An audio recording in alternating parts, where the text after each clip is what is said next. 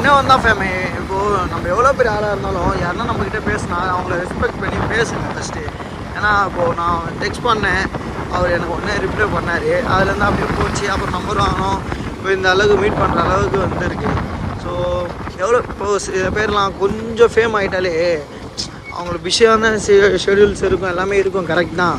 But ஆனால் கொஞ்சம் ஒருத்தவங்க ரெஸ்பான்ஸ் பண்ணாங்கன்னா அவங்கள நம்ம வந்து ஒருத்தவங்க நம்மளை மதித்து பேச வராங்க, ரெஸ்பெக்ட் கொடுக்குறாங்கன்னா அவங்களுக்கான ரெஸ்பான்ஸ் நம்ம கொடுக்கணும்.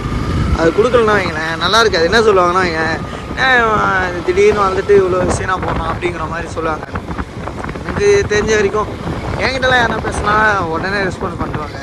அவர் அந்த ப்ரோ அது மாதிரி தான் நல்லா பேசுகிறாரு. டைம் இப்போல்லாம் சில பேர் ஒரு 10K 20K வச்சுருந்தாலும் கொஞ்சம் பேசுறதுக்கு அப்படியே அவங்களுக்குள்ளே பெரிய நான் தான் யூடியூப்ன்ற மாதிரி ஒரு இது ஆகி ரொம்ப சீனாக போகிறாங்க. சில பேர் தான் இந்த மாதிரி ரேண்டமாகவும் இருக்காங்க.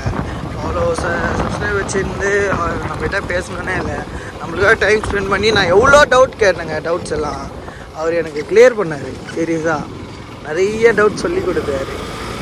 ஸோ அவங்களோட பிஸியான ஷெடியூலில் நம்மளுக்காக டைம் ஸ்பெண்ட் பண்ணி நம்மளை ரெஸ்பான்ஸ் பண்ணி பேசுகிறதுலாம் பெரிய விஷயம் இல்லை. ஸோ அந்த ஒரு விஷயத்தில் அவர் ரொம்ப பிடிச்சது. சரி பார்ப்போமே, நானே தான் கேட்டேன்னா அவரே இன்னைக்கு கால் பண்ணார். சரி ப்ரோ வாங்க போகலாம், நானும் கேமரா தான் பார்க்க போகிறேன் அப்படி சொன்னாரா. சரி ப்ரோ நானும் வரேன்னு சொல்லிட்டு இப்போ கிளம்பி போயிட்டு இருக்கேங்க. ஓகே ஃபேமே வந்து அங்கே போய்ட்டு கண்டினியூ பண்ணுற ரோடு ரொம்ப ஒஸ்ட்டாக இருக்கா. இந்த ரோட்லேயே தான்